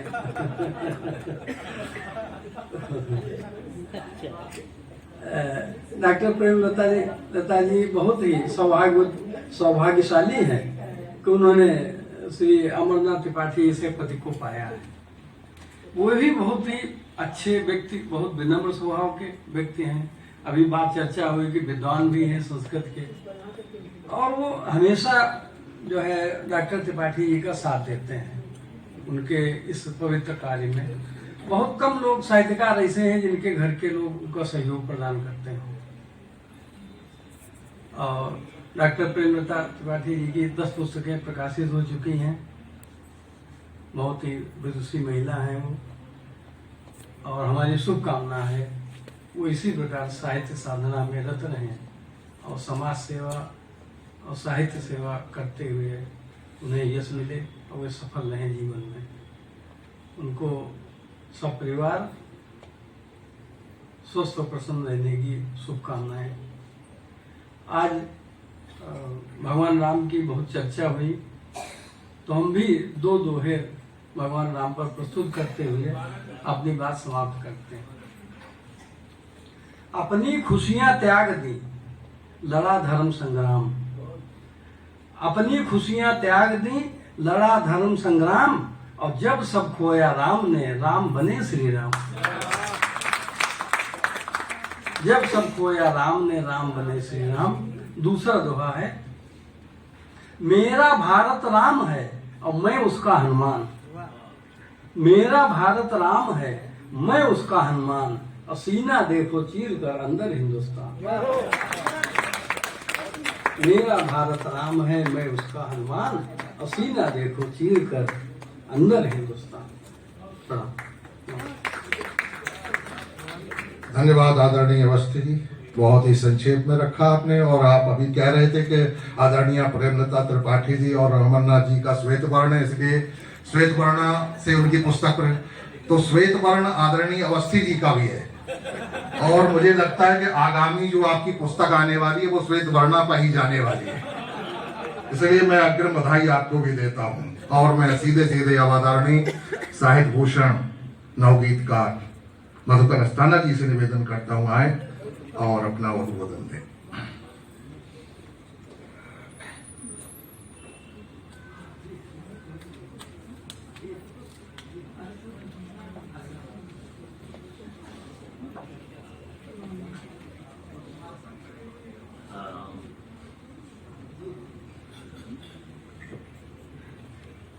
आप लोग इतनी देर से मौन बैठे हुए हैं, मैं चाहता हूं कि आप भी मुखर हों।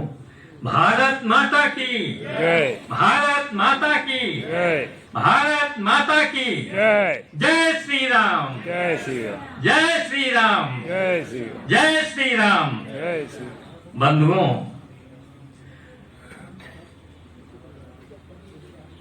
हरि अनंत, हरि कथा अनंता, कहाई सुनाई वो विधि सब संता। राम की कितनी कथाएं हैं, कितना लोक में है, कितना साहित्य में है, कितना और देशों में है। 70 देशों में राम की कथा किसी न किसी रूप में विद्यमान है। और कम से कम एक सैकड़े से ऊपर जो है उनके ऊपर महाकाव्य लिखे जा चुके हैं हर भाषा में, चाहे वो कन्नड़ हो, चाहे वो मलयालम हो, चाहे वो जो तमिल हो, कोई भी भाषा हो, चाहे वो असमिया हो या जो है बांग्ला भाषा हो, सभी में उनकी कृतियां मिलती हैं। और कई कई लोगों ने जो है उस लिखा है। राम की कथा अनंत है। बंधुओं, राम महानायक हैं, जिनकी कथा संपूर्ण एशिया महाद्वीप ही नहीं पूरे विश्व में किसी न किसी रूप में प्रचलित है। राम महासागर हैं। एक बूंद भी महासागर में गिर जाती है तो महासागर हो जाती है। बंधुओं, जो सत्य है, जो शिव है, जो सुंदर है, वही शाश्वत है। और जो शाश्वत है वही सनातन है। आदरणीय डॉक्टर श्रीमती प्रेमलता त्रिपाठी जी ने बड़े सुंदर ढंग से निषाद राम सखा का प्रणयन किया है। और मैं समझता हूं कि ऐसे संस्कृत निष्ठ शब्दों में अभी तक किसी ने निषाद राज पर कोई कृति नहीं लिखी थी, किसी ने सर्जना नहीं की थी। और वो प्रथम ऐसी लेखिका है जिन्होंने इतना अच्छा सुंदर खंड काव्य लिखा, प्रस्तुत किया समाज के सामने। बहुत बहुत बधाई मैं इसलिए उनको देता हूं। ये कृति कई रूपों में हमें संदेश देती है। इसकी प्रासंगिकता यही है आज के समय में, आज के संदर्भ में। ये दलित विमर्श का काव्य है। राम जैसा महानायक और भील जाति के निषाद राज को गले लगाते हैं, मिलते हैं। राम के सखा है वो, कहा जाता है कि सहपाठी भी रहे हैं, जो भी है। लेकिन ये एक अद्भुत काव्य, अद्भुत सृजन है कि आज के युग में हमें समानता का, समरसता का, सहिष्णुता का, प्रेम का, सद्भावना का संदेश देती है। निषाद राज को जब पता लगता है कि श्री राम जी आने वाले हैं, तभी उन्होंने राज्य की सीमा पर ही उनके स्वागत के लिए बड़ी बड़ी तैयारियां की। तो इन सब चीजों को 8 सर्गों में श्री राम जी के स्वागत से लेकर और सिंहपेर चित्रकूट में भरत मिलाप तक की कथा आदरणीय त्रिपाठी जी ने 8 सर्गों में लिखी है। इसमें बहुत सी अंतर कथाएं हैं, किस तरह से अयोध्या में राम को वनवास जाना पड़ा, क्या क्या घटनाएं हुई, कितने कितने पात्रों ने किससे किससे संवाद किया, ये सारी चीजें जो है इसमें लिखी हुई हैं। तो आप लोगों ने अभी इन सब चीजों के बारे में विस्तृत रूप से सुना, सबसे सुना, अच्छी समीक्षाएं आपके सामने प्रस्तुत की गई और मैं समझता हूं कि आप बहुत ज्यादा सुनने के इच्छुक भी नहीं है। और मैं देख रहा हूं कि धीरे धीरे धीरे धीरे इस सभागार में जितने लोग पहले दिखाई पड़ते थे अब उसके तिहाई भी नहीं रह गए हैं। तो ऐसा होता है कि जो वक्ता होता है उसका भी मन टूट जाता है।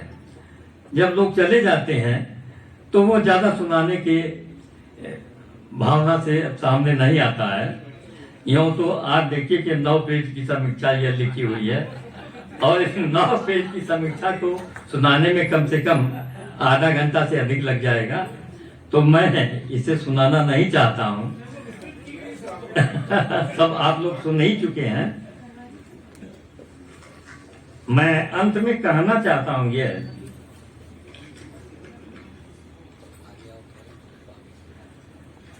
कि श्री राम जी जब वन से लौटते हैं तो सिंहवेरपुर में पुनः जाते हैं।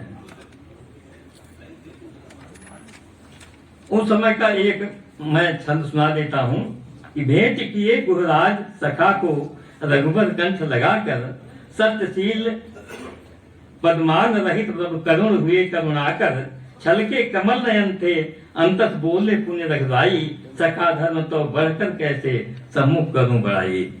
इस तरह से इस प्रकार निषाद राज से श्री राम जी 14 वर्ष बाद वनवास व्यतीत कर पुनः सिंहवेरपुर में मिलते हैं और कथानक का यहीं पर विराम होता है। डॉक्टर श्रीमती प्रेमलता त्रिपाठी जी ने इस प्रबंध कार्य को सकारात्मकता के साथ सुखांत बनाया है और कथा को दलित विमर्श से जोड़कर प्रासंगिक भी बनाया है। इस प्रबंध काव्य में ऊंच नीच, छोटा बड़ा, छुआछूत आज के विरुद्ध निषाद राज एवं श्री राम को उदाहरण स्वरूप प्रस्तुत किया गया है। इस प्रबंध काव्य में जहाँ सनातन धर्म और भारतीय संस्कृति का गायन है वहीं सामाजिक एकता, समरसता, सद्भाव का संदेश भी निहित है जिसकी वर्तमान में गंभीर आवश्यकता है। अंत में यह कथन अतिरेक नहीं होगा कि कवित्री असतो मां सदगमय तमसो मां ज्योतिर्गमय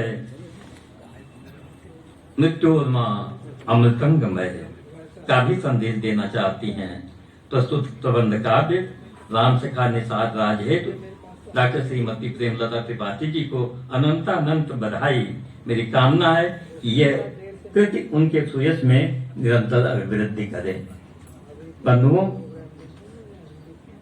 इनकी भावना जो है वो यही है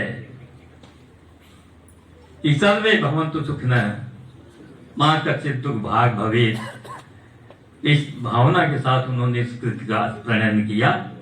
इसके लिए बहुत बहुत बधाई, बहुत बहुत शुभकामनाएं और आप सभी लोगों को बहुत बहुत धन्यवाद कि अब तक हमको सुनने के लिए बैठे रहे। ये भी अभूतपूर्व है।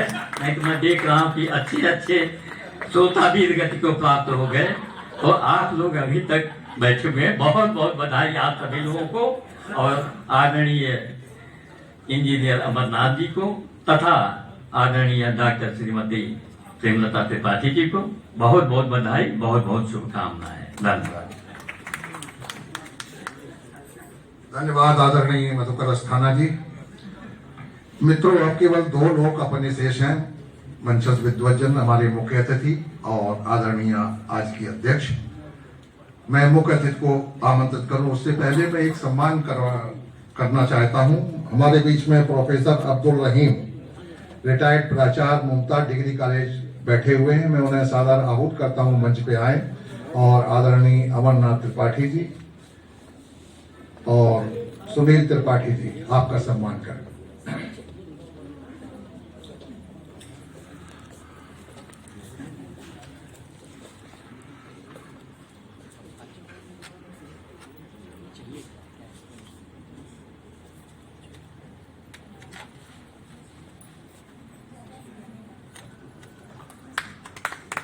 और मित्रों, अब समय है अपने मुख्य अतिथि के उद्बोधन का। बहुत दूर से हमारे बीच में पधारे हैं, देहरादून में आप कार्यरत हैं, प्रोफेसर राम विनय सिंह जी।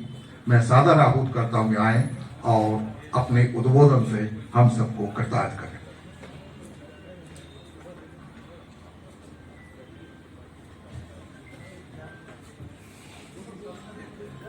प्रणता ज्ञान संदोहध्वांत ध्वंसन हेतवे नमामि सुर्गग्रीवं हरिं सारस्वतप्रदम्।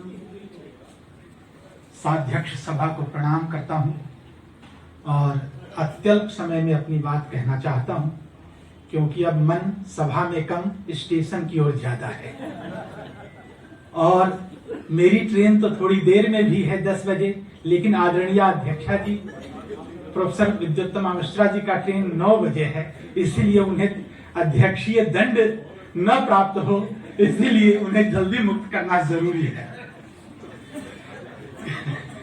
मित्रों, बहुत सारी बातें हुई हैं, बोलने की पर्याप्त इच्छा थी। देहरादून से आया था तो इच्छा थी कि जरा ढंग से आप लोगों के बीच बात करूंगा, लेकिन मेरे हिस्से का समय जा चुका है। तथापि 2-4 बातें संक्षेप में 5-6 मिनट के भीतर ही करना चाहता हूं। मित्रों, सबसे पहले तो बहुत बहुत बधाइयां आदरणीय प्रेमलता त्रिपाठी जी को, जिन्होंने एक उपेक्षित पात्र को अपेक्षित महत्व दिया। यह अपेक्षित बनाने की प्रक्रिया त्रेता युग से ही चली, आज नहीं चली, आप तक आकर के एक नए रूप में आई। किंतु तभी से जब वाल्मीकि रामायण की रचना हुई थी, तो कभी आप सोचिए कि अगर निषाद जाति न होती तो क्या रामायण होती। सबसे पहला श्लोक महाकवि ने वही तो लिखा, जब क्रौंच युगल में से एक क्रौंच को मार डाला निषाद ने अपने व्यावसायिक कर्म को करते हुए। वह उनका व्यवसाय था, अपने व्यावसायिक कर्म को करते हुए, अपने जीवन यापन संबंधी कर्म धर्म को निभाते हुए। तो इसको देख करके सत्वगुण प्रधान महर्षि वाल्मीकि को वेदना हुई और उनकी वेदना संवेदित होकर के शाप बन गई, और उससे जो शोक था, जो करुणा थी, वह एक प्रकार से निषाद के लिए दंड और युग धर्म के लिए वरदान बनकर के आ गया। निषाद के लिए वह दंड था, क्योंकि उनके क्रोध के कारण वह शापित हो गया। मां निषाद प्रतिष्ठाम त्वमगम शाश्वती समाह यत् क्रौंच मिथुनादेगम अवधि है काम मोहितम। कि अरे ओ निषाद, तुम जीवन भर अनंत काल तक प्रतिष्ठा को प्राप्त नहीं करोगे, क्योंकि तुमने क्रौंच युगल में से एक क्रौंच को मार करके तुमने क्रौंची का आनंद छीन लिया है, तुमने उसका सुख छीन लिया है। किसी का आनंद छीनना सबसे बड़ा अपराध होता है, किसी का सुख छीन लेना सबसे बड़ा अपराध होता है। यह बात वाल्मीकि कहना चाहते हैं वहां, और उस निषाद को दंडित करते हैं। लेकिन इस श्लोक के भीतर और भी कई तात्पर्य छुपे हुए हैं। एक दूसरा तात्पर्य राम के पक्ष में जाता है, निषाद से इतर होकर के। जब मां निषाद दोनों पद को हम जोड़ देते हैं तो मां निषाद का अर्थ हो जाता है राम। मां लक्ष्मी निषीदति अस्मिन्निति राम निषाद स एव राम है, वह राम है। अर्थात लक्ष्मी जिनमें निवास करे वह मां निषाद है, वह राम है। तो हे राम, आप सदा यश को प्राप्त करते रहें, आप मंगल को प्राप्त करते रहें, क्योंकि आपने सीता के सुख को छीनने वाला रावण को मारा है, उसके वध के द्वारा सीता को मुक्त किया है, उसे आनंद प्रदान किया है, इसलिए आपका कल्याण हो। एक यह अर्थ निकलता है। और तीसरा अर्थ जाता है, वह निषाद का अर्थ रावण के पक्ष में जाता है। निषीदति, वहां पर निषीदति का अर्थ तो दूसरे में आ गया। फिर नितराम, अब नी उपसर्ग का अर्थ बदलता है। नितराम साधयति पीडयति यह जनान स निषाद है, अर्थात रावण है। रावण का मतलब ही होता है रावयति तुदति जनान्ति रावण है, जो संसार के लोगों को पीड़ा पहुंचाए, दुख दे, वही समाज में रावण कहलाता है। रावण का यह अर्थ है, यह व्युत्पत्ति है। उस दृष्टि से निषाद शब्द का अर्थ रावण हो जाता है। और तब वहां वही होता है, यारी ओ रावण, तुम कभी जीवन में आनंद को, सुख को प्राप्त नहीं करोगे अनंत काल तक, क्योंकि तुमने राम और सीता के बीच से सीता का अपहरण करके तुमने राम का सुख छीन लिया है, आनंद छीन लिया है, इसलिए तुम कभी सुख को प्राप्त नहीं करोगे। इस दृष्टि से यह जो वाल्मीकि का पहला पद्य है वह अर्थ निकालता है अलग अलग रूपों में। तो वह निषाद अनेक अर्थों को देने वाला पद है। वह एक ऐसी जनजाति है जो आर्य सभ्यता है उसका संवाहक जाति है। वह वन्य संस्कृति का संवाहक है, वह जल संस्कृति का संवाहक है। इस प्रकार की संस्कृति को, भारतीय मनीषा को जीने वाली वह जाति है। उसकी समरसता को दिखाने के लिए महाकवि आदिकवि वाल्मीकि ने राम के माध्यम से उसे सखा का भाव प्रदान किया है। अब कहते हैं आत्म समह सखा, सखा मेरे समान, मेरे प्राणों के समान सखा हो तुम, अध्यात्म रामायण में कहा। इतना ही नहीं, उसे आत्म वल्लभ का, वह तुम मेरे अत्यंत आत्मीय हो। तो जो राम का अत्यंत आत्मीय होगा वही तो समादर को प्राप्त करेगा, वही तो समाज में समरसता का प्रतीक बनेगा।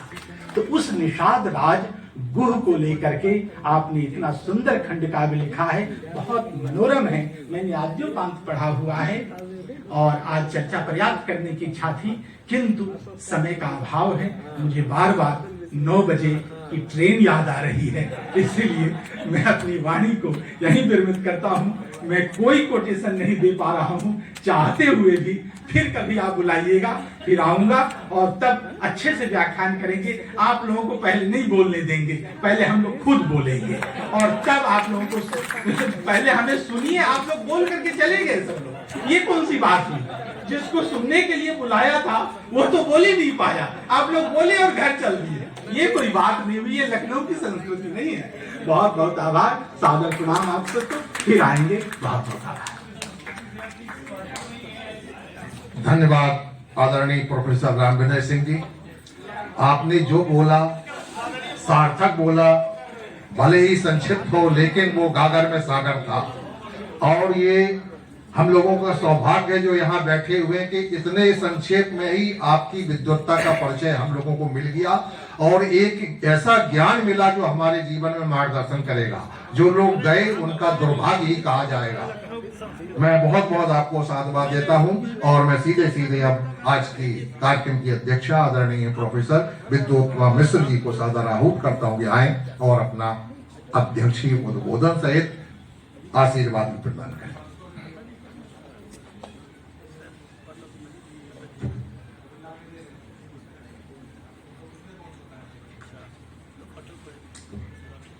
समय कम है, इसलिए सारी औपचारिकताओं को छोड़कर मैं अपने मुख्य विषय पर आ जाती हूँ।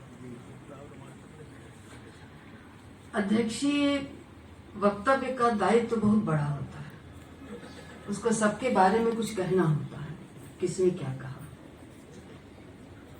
9 बजे हमारी ट्रेन है, इसलिए हम संक्षेप में ही सबके बारे में थोड़ा कह देते हैं। सर्वप्रथम, उसके बाद 2 शब्द अपने कहेंगे। सर्वप्रथम शुक्ल जी ने उसके महत्व सामाजिक भूमिका की चर्चा की है। सहस्त्रबुद्धे जी ने सामाजिक समरसता पर विचार व्यक्त किया कि शोध परक आलोचना होनी चाहिए। शितिकंठ जी ने जीवन को संस्कारित करने वाली बात और नए प्रसंग विधान पर जोर दिया जो अनिवार्य है। अशोक पांडे जी ने प्रबंध की कठिनाई की ओर संकेत किया। सबके बारे में मैं बोलना था लेकिन हमारे पास समय नहीं है।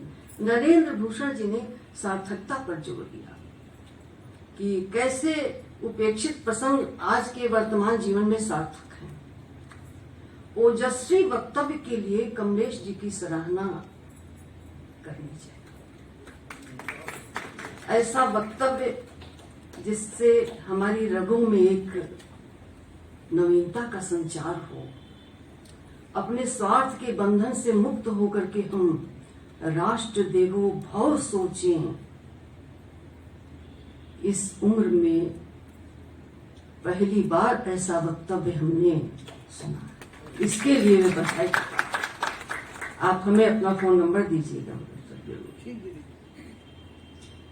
और कैसे उन्होंने कहा कि मिथक से हमको दूर करने की साजिश की जा रही है।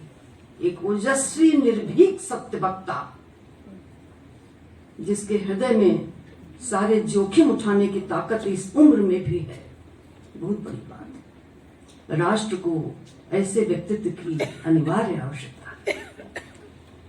अमिता दुबे जी ने कथा के पात्रों, परिचित कथा पात्रों से जो खतरे उठते हैं उसकी ओर संकेत किया।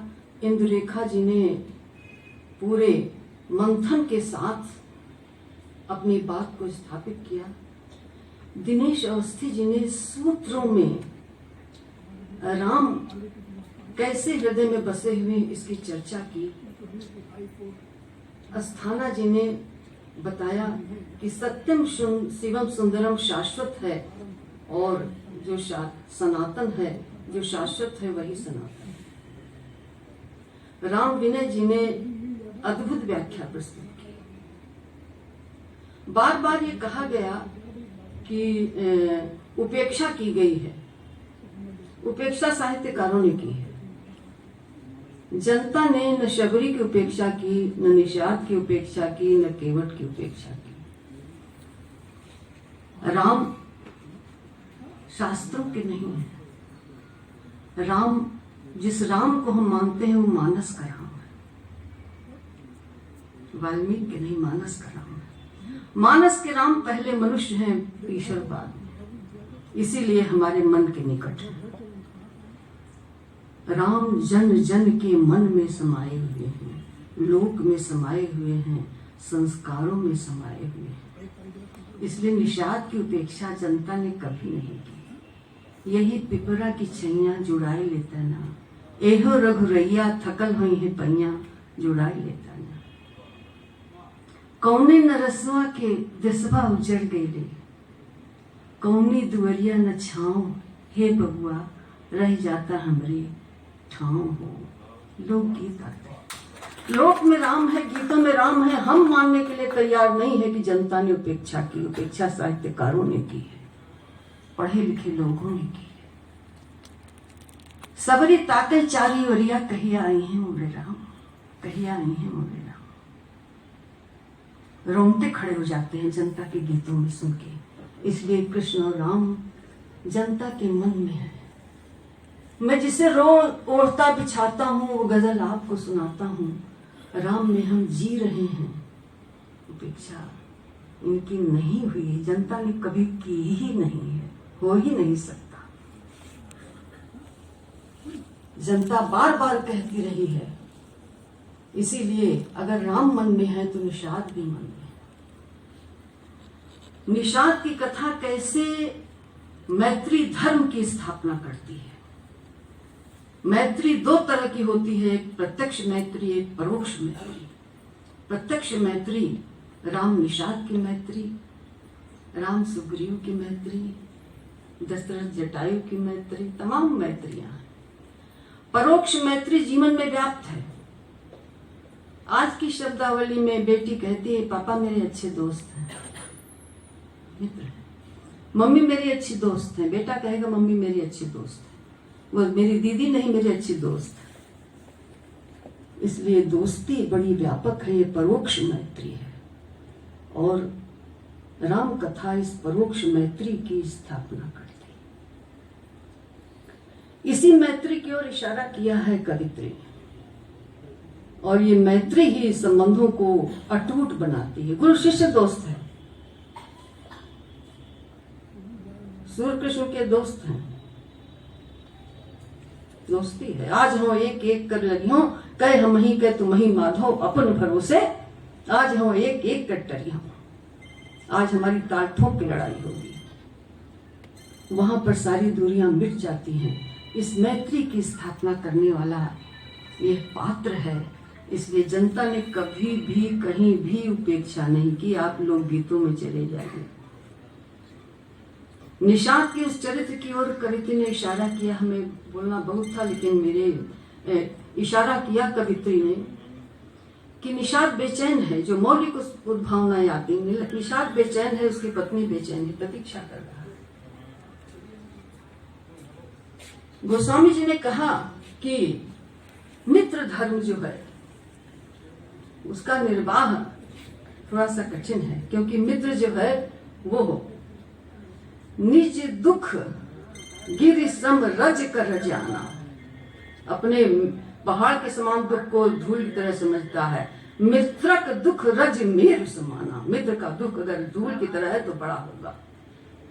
और वो कुपथ निवार सुपंथ चलावा, गुण प्रगटय अवगुण ही दुरावा, और बेहिसाब किताब की वो सहायता करता है। विपत्त काल पर सतगुण नेहा, क्या इस कसौटी पर निषाद खरा उतरता है, इसीलिए जनता ने सर माथे लिया है। हम बौद्धिक होते हैं लेकिन जनता बौद्धिक नहीं होती है, वो उसमें रोती है, कलपती है। निषाद जो है विपत्त काल पर सतगुण नेहा,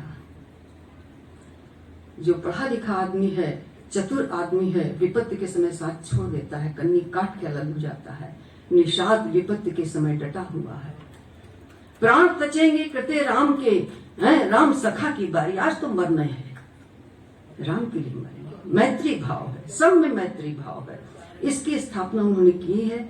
और यही मैत्री भाव जो है, यही प्रेम जो है, वो राजधर्म की स्थापना करता है। ये गलत कहते हैं कि जिसके परिवार होगा वही राज शासन चलाएगा, जिसके परिवार कोई है ये नहीं उकाओ देश चलाइए, ये गलत है।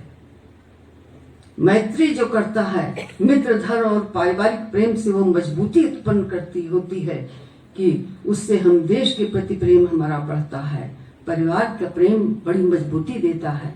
तो कवित्री ने इस मजबूती की ओर इशारा किया है, इसलिए यह मित्र धर्म की स्थापना है का काव्य है। पूरा का पूरा निषाद का चरित्र राजधर्म की स्थापना करता है कि राजधर्म क्या है। भूमि पर वो भी सोता है, भूमि पर वो भी सोते हैं, बेचैनी से प्रतीक्षा करता है कि कैसे कब वो आएंगे, कैसे मिलन होगा। और वनवासी संस्कृत की स्थापना की है। हमने कहा कि वनवासी जो हैं वो प्रेम नहीं करते हैं, वो तो मांस खाते हैं, ये करते हैं। आदिवासी का उद्धार हो रहा, वनवासी संस्कृति है। यहो रघुरैया जुड़ाई लेते ना, थकल हुई है पलिया जुड़ाई लेते ना। करेजा जर गया देख कर अनीति, 14 बरस कैसे बनवा में बीती। कैसे बीतेगा तुम्हारा, हम तो यही सोच रहे हैं कि इसी ठाव पर एक समय तुम रह लेते, हमारे गांव में आकर एक क्षण के लिए रह जाओ। ये वनवासी संस्कृति है जिसको गोस्वामी जी ने स्थापित किया और इसी संस्कृति की ओर इशारा किया है। इसलिए हम और जनता जब जिसकी अवहेलना नहीं करती है, झकमार के साहित्यकार उस ओर जाए नहीं तो करेगा क्या, क्योंकि जनता जिसको अपने कंठ का हार बनाएगी वही साहित्य अमर होगा। ये दुनिया भर के पंथ वाले गरियाते रह जाएं, कुछ भी करते रहें, जनता उसके हृदय में नहीं धारण करेगी, वो अमृत का अधिकारी नहीं होगा। इसलिए राम जन जन के हैं, लोक के हैं, संस्कार के हैं। हम उपेक्षा की बात साहित्यकार जनता के लिए हम नहीं कर सकते हैं, इस पर हमें विचार करना होगा। बहुत कुछ बोलना था लेकिन हमारी धन्यवाद आदरणीय प्रोफेसर।